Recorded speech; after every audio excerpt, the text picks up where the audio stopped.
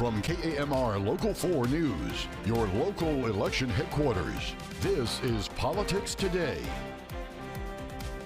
Coming up, the AEDC gives an update on the work of the temporary board and when to expect a more permanent solution. Department, we are making sure that we are giving the information to people before we take any legal action. It's no secret Amarillo deals with a large unsheltered population. The legislation impacting how the city cares for those people and the resources in the works to make things better. The city of Amarillo announcing a mutual parting agreement with Police Chief Martin Birkenfeld. Thanks for joining us, everyone. The Amarillo City Council went into executive session Friday morning. We were the first to report that Birkenfeld wrote a letter for former Perryton Athletic Director Cole Underwood during his sentencing. Underwood was sentenced to 30 years for enticement and attempted enticement of a minor. On Friday, the city said Birkenfeld has elected to retire immediately after 35 years of service to the Amarillo Police Department. APD told KMR Local 4 News Birkenfeld wrote the letter during his personal time and does not represent APD.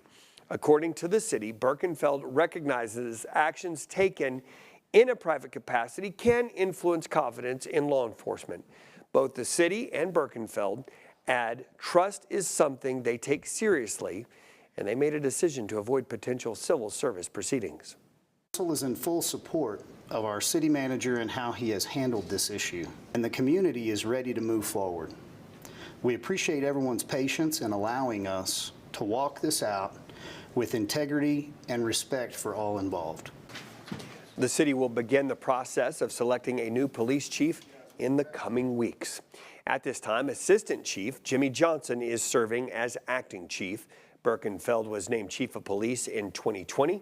He was with the police department since 1990, serving in a number of roles. We have full coverage from the beginning over on our website tonight, myhighplains.com. Amarillo Economic Development Corporation interim board chairman gave a presentation on the state AEDC is in right now during an Amarillo City Council work session.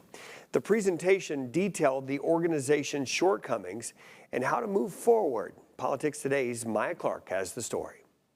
A lack of clear vision, underperforming, pervasive motivation to create a win tally, and a lack of board oversight. Just a few of the problems within AEDC highlighted by interim chairman Alex Fairley after serving on the board a few months. I think the most enlightening thing for me was that getting a good picture of more specifically exactly how we've done in terms of producing jobs, which is the standard of measurement for EDCs, and getting a really true and accurate answer about how we've done. Moving forward, Fairley says AEDC must create a clear vision, focus on competitive advantages, have a board that will engage, oversee, and lead, and unleash AEDC from privilege access. Overall, as we try to perform the next 5 years better than the last 5 and the next 15 better than the last 15, that we become a lot more focused around our competitive advantages that are, very strong and obvious for us in Amarillo. Additionally, Fairley says the new board needs to come in with an open mind. Mayor Cole Stanley echoed similar sentiments. We have a vision here that was described as loose and maybe a shotgun. And so what we want to be is on target. And the way that we will improve on that vision is we will be able to identify our key resources and our key strengths, and then being able to put those strengths into a strategic business plan. And then we need goals and we need tactics, and those are the things that we found lacking over there.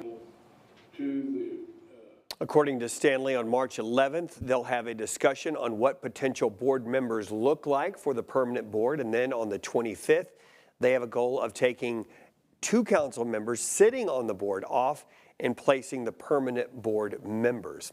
After this meeting, City Council member Tom Sherlin had to receive medical attention. We were told at the time that he had the flu. We wish him a speedy recovery. We're also getting a look at what order Amarillo City Council candidates will appear on the ballot in May for mayor. Let's take a look at that one. Your ballot will show Misty Collier first, Jason Herrick second, Luke Johnson Merrick, followed by incumbent Cole Stanley. Place 1, Tim Reed will appear first, followed by Wendy Flores, then Sherry Wood, then Patrick Miller. You'll remember the current Place 1 councilman, Josh Kraft, isn't running for re-election. For Place 2, incumbent Don Tipps is the only candidate to file for this place. Heading to Place 3, first on the ballot is David Prescott, followed by Noon Perez, then the incumbent Tom Sherlin. And for Place 4, the incumbent Les Simpson will appear first, followed by Leif Curtis, then Sylvia Elaine Stevens. Election day is May 3rd. According to Transformation Park, Amarillo leads the state in the number of homeless people per capita. Studies show 30 homeless people for every 10,000 people. Around the state, it's 8.3 homeless people for every 10,000 people, making it more than 3 times higher here. A new state law took effect in 2021, making public encampments illegal. It's been enforced here since then. Politics Today's Princess Bryant finds it's changed how some of our agencies help the homeless. House Bill 1925 passed in 2021. It prohibits camping in public places. It's a Class C misdemeanor. Camp, as defined in the bill, means to reside temporarily in a place with shelter, which includes a tent, sleeping bag, blankets, or any form of shelter other than clothing or a handheld device. That bill was challenged and went all the way to the Supreme Court, and then the Supreme Court ruled that the bill was indeed constitutional and that cities could begin enforcing that. And so once that decision was made by the Supreme Court, it made it possible for cities to enforce the House bill. This year, the Texas Senate is deciding on Senate Bill 241. It expands on the previous bill. It prohibits any entity from creating loopholes to skirt that previous law. It's still a bill. It's not something that's put into play yet.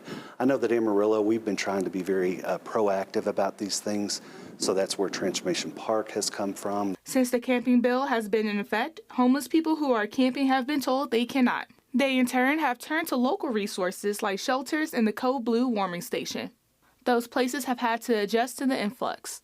People are more exposed to the elements, and so we know that there's going to be a higher need for people needing to come in.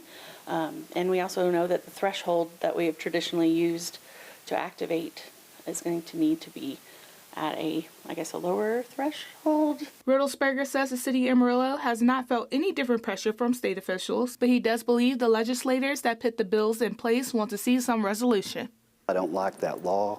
I think it's very close to criminalizing homelessness, which I don't think anybody really wants to do, but it's a challenge to kind of balance those things. We send out an outreach team to engage with people to try to give them other options than what they're doing camping on public property. If the encampment is still up after Riddlesberger's team has talked to them, the next step is for Amarillo Police to come out. The department, we are making sure that we are giving the information to people before we take any legal action. Always want that to be a last resort. But the law is the law. Sometimes if we have to enforce the bill, it's somebody refuses to comply with leaving the property. Usually it turns into a trespassing matter. I don't think we arrested somebody. My team personally hasn't, I believe, arrested somebody for under the camping ordinance. Transformation Park is not open just yet, but officials have a pencil-in date for April 12th. Riddlesberger says that with Transformation Park, it will bring a solution to the bill and it having to be enforced. Until that date, his team is working to still bring more resources to those in need. If you'd like more information on the bills along with resources for anyone who may be experiencing homelessness, they can be found on our website, myhighplains.com. The City of Canyon issues certificates of obligation to expand water and sewer services to developing parts of town. The projects will cost about $10 million. The city will build a lift station on the north side of town to provide sewage services in the Spring Canyon area. It's for future and developing communities there, and the project should take about 2 years. They also will build a new ground storage tank at their facility on the west side, which should take a year to complete once they get started. An increase in rates will help pay some of the $10 million. State lawmakers discussing the budget for public schools. Coming up, we're going to tell you more about the discussion regarding school vouchers. Welcome back. When a Texas state representative unveiled legislation to provide billions in new funding for public schools and create an education savings account program. This comes weeks after the Senate passed its own ESA bill. That is a top priority for Governor Abbott, which he calls school choice. Politics Today's Dylan McKim breaks down the bill package as some Texas Democrats say it doesn't do enough for public schools. Governor Greg Abbott is going around the state to advocate for school choice. I am all in. On Wednesday, at the Texas Policy Summit, he said House Speaker Dustin Burrows is on his side. He raised his hand and said that he, as Speaker, supports school choice in the state of Texas.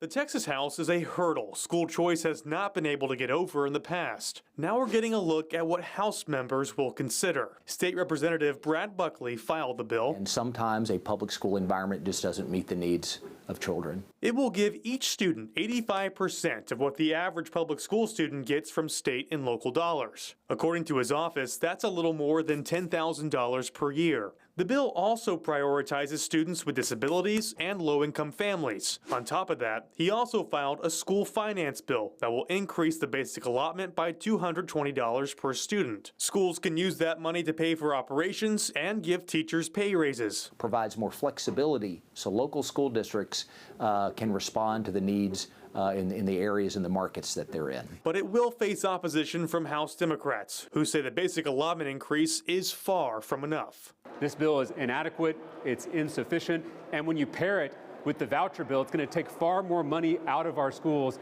than could ever be put in this session. There will once again be a battle on the House floor over the future of Texas education, and the outcome. We'll have vigorous, respectful debate, many different ideas, but I believe that this bill will pass. I've been hearing that since 2023. Voucher proponents have a habit of declaring victory prematurely. Is still unclear. In Austin, I'm Dylan McKim. Both bills will be assigned for debate in the House Education Committee. Representative Buckley said the debate will begin soon. Last week's $83.5 million Lotto Texas jackpot may have been sold by a store in Austin, but it could have gone to anyone in the state because it was placed on the Jackpot app, then printed out at one of the stores. Jackpot is one of the many companies known as lottery couriers, but now the lieutenant governor, who believes these couriers violate the spirit of Texas law, says if couriers can play the lottery, no one can. Politics Today's Adam Schwarger has details. Let me just say it is a hard line. Couriers have to go. That's Lieutenant Governor Dan Patrick. The way the lottery was established was to buy cash tickets. He's taking aim at companies that allow Texans to buy lottery tickets from the comfort of their couch using an app. The Texas Lottery Commission is up for a sunset review, meaning the legislature has to pass a bill extending the agency.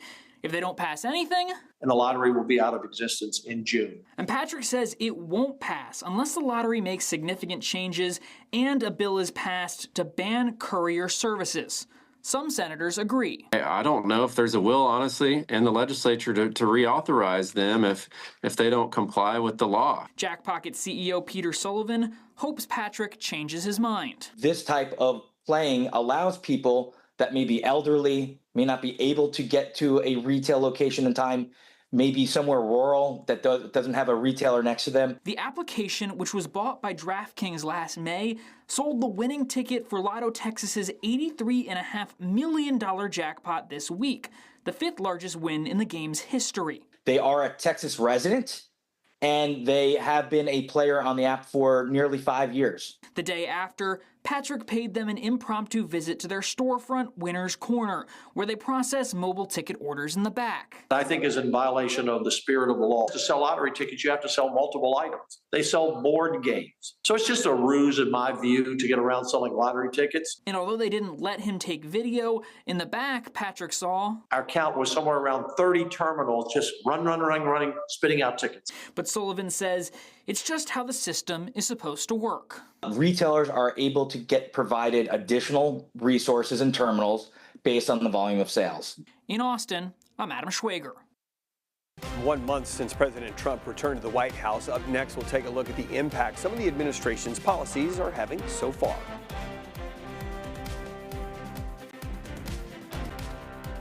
Welcome back, everyone. Thursday marked 1 month since President Trump and Vice President Vance took the oath of office. Administration officials have worked at a fevered pitch to implement the president's agenda, but Democrats argue All they brought is chaos and confusion. Politics Today Washington correspondent Jesse Turner has both sides of the story. President Donald Trump's first month in office has rocked the country and world, from mass firings of federal workers to new tariffs on goods. And Vice President J.D. Vance says it's just the beginning. The president keeps us on a pretty breakneck pace. The White House particularly touted its moves to trim the federal government, designate cartels as foreign terrorist organizations, and carry out mass deportations. You do not come here illegally. You will not get in. You will go to jail. You will go home. You will not succeed. And on the same day, the White House hosted a Black History Month celebration. Deputy Chief of Staff Stephen Miller celebrated the end of the country's diversity, equity, and inclusion policy. It has made every aspect of life more difficult, more painful, and less safe. Democrats, though, argue much of what President Trump has done so far is not only dangerous, but also illegal. Since January 20th, Donald Trump has been on a lawless rampage. Vermont Senator Peter Welch highlighted the freezing of federal funds Congress already approved.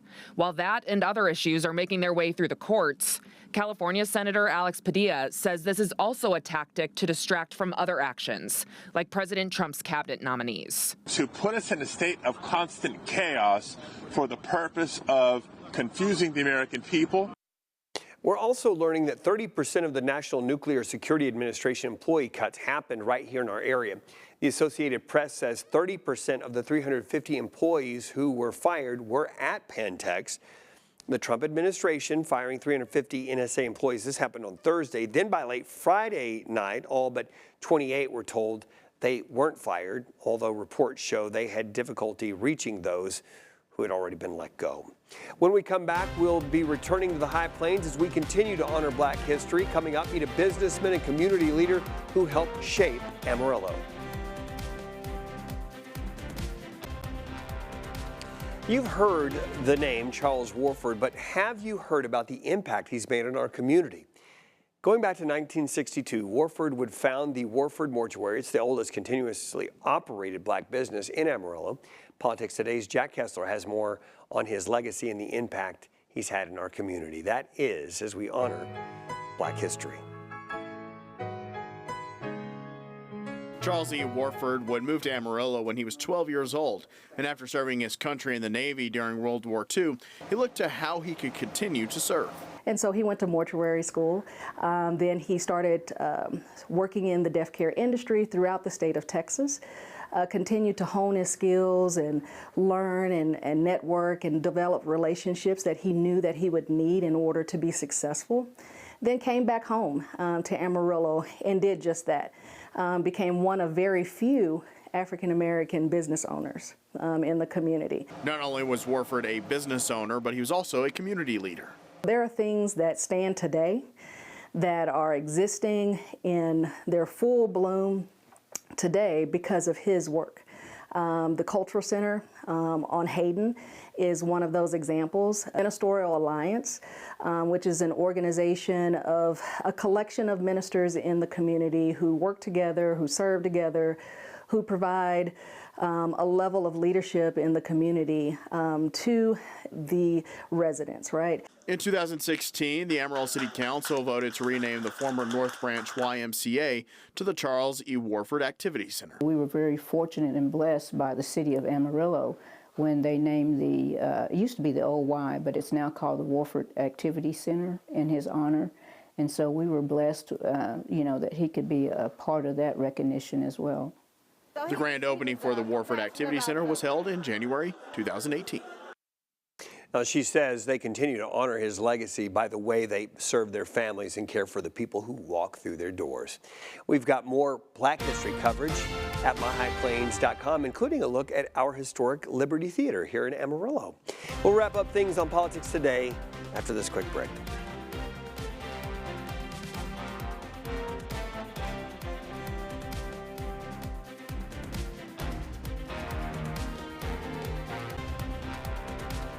Welcome back to Politics Today. Just a quick reminder, you can stay up on the very latest that's happening in our area each week by joining us every Sunday morning. We also have plenty of coverage waiting for you over on myhighplains.com. So we talked about the city election that's coming up. You know who's running now. You know how they're going to appear on the ballot, but how much do you know about them? That's work that we're going to be doing over the coming weeks as we try to introduce you and profile each of the persons running for public office here in Amarillo. We appreciate you spending the morning with us. Have a great day.